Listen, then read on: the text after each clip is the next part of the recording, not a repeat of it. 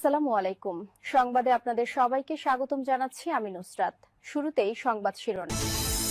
শুরুতেই জানিয়ে দিব এই মুহূর্তের সর্বশেষ গুরুত্বপূর্ণ আপডেট বাংলা সংবাদ। ময়মনসিংহে পিস্তল গুলিসহ বিএনপি নেতা গ্রেফতার, প্রতিবাদে মিছিল। ময়মনসিংহের গফরগাঁয়ে পিস্তল ও গুলিসহ উপজেলা বিএনপির সাবেক যুগ্ম আহ্বায়ক ও উপজেলা স্বেচ্ছাসেবক দলের সাবেক আহ্বায়ক আজিমউদ্দিন আজিমসহ দুইজনকে গ্রেফতার করেছে যৌথ বাহিনী। এ ঘটনাকে ষড়যন্ত্রমূলক আখ্যা দিয়ে বিক্ষোভ মিছিল করছে আজিমের অনুসারী হিসেবে পরিচিত বিএনপির একাংশের নেতাকর্মীরা। এদিকে দিনাজপুরে খালেদা জিয়ার মনোনয়ন স্থগিত ও 2 প্রার্থী বাতিল। দিনাজপুর 3 সদর আসনে বেগম খালেদা জিয়ার দাখিলকৃত মনোনয়নপত্রটি স্থগিত ঘোষণা করা হয়েছে। এছাড়া অপর এক প্রার্থীর মনোনয়নপত্র বাতিল হয়েছে। এ নিয়ে যাচাই বাছাই শেষে দিনাজপুরের 3টি আসনে 2 জনের মনোনয়ন বাতিল হল। এবারে জানিয়ে দিব ইশতেহারে থাকতে হবে জুলাই সনদ বাস্তবায়নের অঙ্গীকার ও গণভোট নিয়ে অবস্থান। সুশাসনের জন্য নাগরিকের প্রধান নির্বাহী বদিউল আলম মজুমদার বলেছেন, নির্বাচনী ইশতেহারে জুলাই জাতীয় সনদ বাস্তবায়নের অঙ্গীকার ও গণভোটের হ্যাঁ বা না ভোটের ক্ষেত্রে প্রতিটি রাজনৈতিক দলের সুনির্দিষ্ট মতামত লিপিবদ্ধ থাকতে হবে। জানাবো দেশে স্কুলের সংখ্যা বাড়াতে হবে বলছেন সালাউদ্দিন আহমদ। বিএনপির স্থায়ী কমিটির সদস্য ও সাবেক প্রতিমন্ত্রী সালাউদ্দিন আহমদ বলেছেন, দেশের জনসংখ্যা বর্তমানে যেভাবে বৃদ্ধি পাচ্ছে সেই অনুপাতে স্কুলের সংখ্যা আরও বাড়াতে হবে, তাতে কোনো সন্দেহ নেই। আজ সকালে কক্সবাজারের পেকুয়া ইউনিয়নে অবস্থিত পেকুয়া মডেল বিদ্যাপীঠ অ্যান্ড কলেজের উদ্বোধন ও বই বিতরণ অনুষ্ঠানে প্রধান অতিথির বক্তব্যে এসব কথা বলেন তিনি। এবং সর্বশেষ জানিয়ে দিব এনবিআরে নজিরবিহীন আন্দোলন ও শুদ্ধি অভিযান। 2025 সালে এনবিআর বিলুপ্ত করে রাজস্ব নীতি ও ব্যবস্থাপনা বিভাগকে পৃথক করার উদ্যোগ নেয় অন্তর্বর্তী সরকার। এই সংস্কারকে কেন্দ্র করে রাজস্ব কর্মকর্তাদের নজিরবিহীন আন্দোলন ও কর্মবিরতিতে রাজস্ব কার্যক্রমে স্থবিরতা নেমে আসে। এতক্ষণ শুনছিলেন সংবাদ শিরোনাম, এবারে বিস্তারিত। তবে তার আগে বন্ধুরা কমেন্ট করে জানিয়ে দিন আপনি কোন জেলা থেকে আমাদের সংবাদটি দেখছেন এবং শুনছেন। গাজা যুদ্ধে আপনি যদি ফিলিস্তিনি শিশুদের ভালোবেসে থাকেন তাহলে কমেন্টে ইয়েস লিখে আমাদের জানিয়ে দিন। এবারে বিস্তারিত।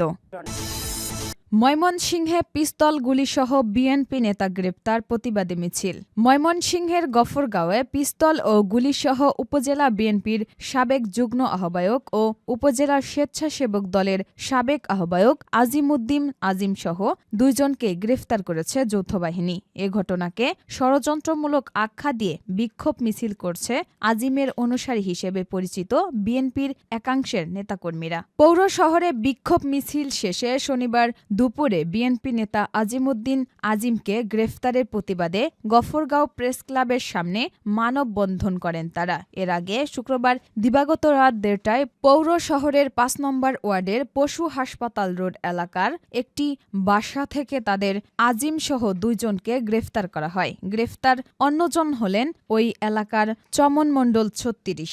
থানায় দায়ের করা মামলার সূত্রে জানা যায়, শুক্রবার দিবাগত রাত 1:30টার দিকে পৌর শহরের 5 নম্বর ওয়ার্ডের পশু হাসপাতাল রোড এলাকায় বিএনপি নেতা আজিমউদ্দিন আজিমের যৌথ অভিযান চালিয়ে আজিমউদ্দিন আজিম ও চমন মণ্ডল নামে 2 জনকে আটক করা হয়। এ সময় তাদের কাছ থেকে একটি পিস্তল, 3 রাউন্ড গুলি, একটি খালি কার্তুজ, শটগানের একটি তাজা কার্তুজ ও ইয়াবাসহ 2 ধরনের মাদক উদ্ধার করা হয়।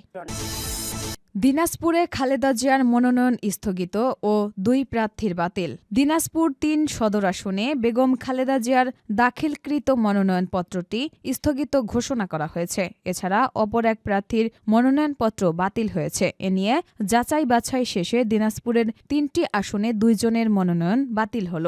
আজ দিনাজপুর 3 সদর আসনে একাদশ জাতীয় সংসদ নির্বাচনে দাখিলকৃত মনোনয়নপত্র যাচাই বাছাই শেষে কমিউনিস্ট পার্টির প্রার্থী অমৃত কুমার রায়ের মনোনয়নপত্র বাতিল ঘোষণা করা হয়েছে। দিনাজপুর জেলা প্রশাসকের সম্মেলন কক্ষে দিনাজপুর ৩ সদর আসনে দাখিলকৃত মোট 10টি মনোনয়নপত্র যাচাই বাছাই করেন জেলা রিটার্নিং কর্মকর্তা ও জেলা প্রশাসক রফিকুল ইসলাম। এদিকে বিএনপি চেয়ারপারসন বেগম খালেদা জিয়ার দাখিলকৃত মনোনয়নপত্র গণপ্রতিনিধিত্ব আদেশ ১৯৭২ ধারা অনুযায়ী স্থগিত করা হয়েছে। সংশ্লিষ্ট আইনে মৃত ব্যক্তির মনোনয়ন দাখিল গ্রহণযোগ্য নয় বিধায় এ সিদ্ধান্ত নেওয়া হয়। যাচাই বাছাই শেষে দিনাজপুর ৩ সদর আসনে বিএনপির প্রার্থী সৈয়দ জাহাঙ্গীর আলম, জাতীয় পার্টির আহমেদ শরীফ রুবেল, বাংলাদেশ জামাতে ইসলামীর মনোনীত প্রার্থী অ্যাডভোকেট মাইনুল আলম সহ মোট ৮ জন প্রার্থীর মনোনয়নপত্র বৈধ ঘোষণা করা হয়েছে।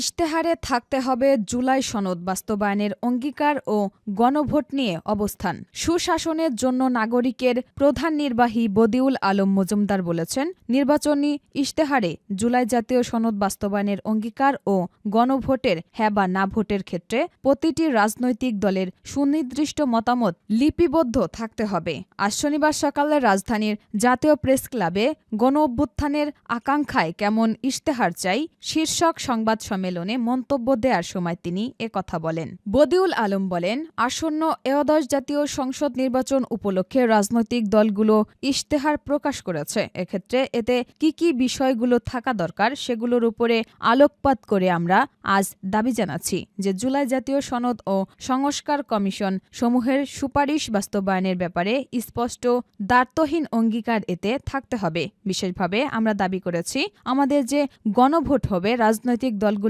সে ব্যাপারে তাদের অবস্থান হ্যাঁ কি না সেটা যেন সুস্পষ্ট করে। তিনি বলেন, আমরা মনে করি নির্বাচনী ইশতেহার একটা লিখিত স্বাক্ষরিত দলিল। এই দলিলের মাধ্যমে রাজনৈতিক দলগুলো জনগণের কাছে তাদের মতামত ও অঙ্গীকার ব্যক্ত করে। এখানে তাদের মতামতগুলো সুনির্দিষ্ট থাকা দরকার ও অঙ্গীকারগুলো বাস্তবায়ন হওয়া বাধ্যতামূলক।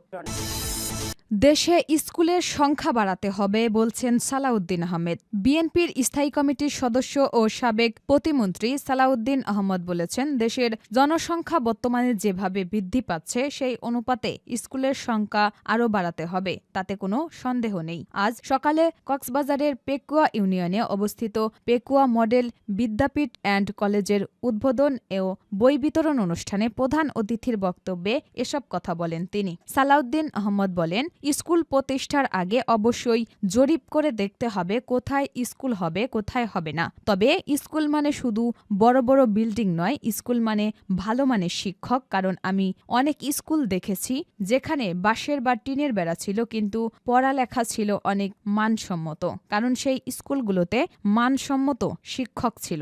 অনুষ্ঠানে আরও উপস্থিত ছিলেন স্কুলটির অধ্যক্ষ শাহাদাত হোসাইন, পেকুয়া শহীদ জিয়াউর রহমান উপকূলীয় কলেজের অধ্যক্ষ মোহাম্মদ আলী, পেকুয়া বালিকা উচ্চ বিদ্যালয়ের প্রধান শিক্ষক আবুল হাশিম, পেকুয়া সেন্ট্রাল স্কুলের প্রধান শিক্ষক মুজিবুল হক চৌধুরী, বারবাকিয়া সরকারি প্রাথমিক বিদ্যালয়ের সাবেক প্রধান শিক্ষক এনামুল হক, স্কুল পরিচালনা পর্ষদের সভাপতি এইচ.এম. শহীদুল ইসলাম, মগনামা ইউনিয়ন পরিষদের প্রশাসনিক কর্মকর্তা আব্দুর রাজ্জাক, উপজেলা যুবদলের সাবেক সাধারণ সম্পাদক আসিফ খালেদ সহ আরও অনেকে।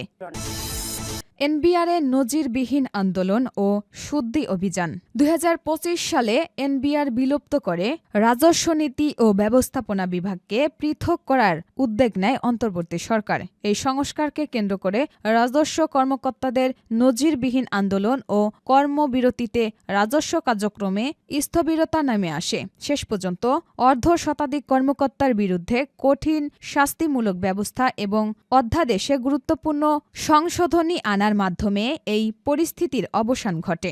দেশের অর্থনীতিবিদ ও ব্যবসায়ীরা দীর্ঘদিন ধরে রাজস্ব নীতি এবং রাজস্ব আদায়ের কাজ আলাদা করার দাবি জানিয়ে আসছিলেন। তাদের যুক্তি ছিল, যারা আইন তৈরি করেন তারাই যদি আদায়ের দায়িত্বে থাকেন তবে অনেক ক্ষেত্রে স্বার্থের দ্বন্দ্ব তৈরি হয়। এছাড়া আন্তর্জাতিক মুদ্রা তহবিল $৪৭০ কোটি ঋণের অন্যতম শর্ত ছিল এই সংস্কার। বাংলাদেশ বিশ্বের সর্বনিম্ন কর জিডিপি অনুপাতের দেশগুলোর একটি। এই স্থবিরতা কাটাতে এবং কর নির্ধারণ ও সংগ্রহের কাজ পৃথক রাখতেই রাজস্ব নীতি ও রাজস্ব ব্যবস্থাপনা নামে দুটি আলাদা বিভাগ গঠন করা হয়।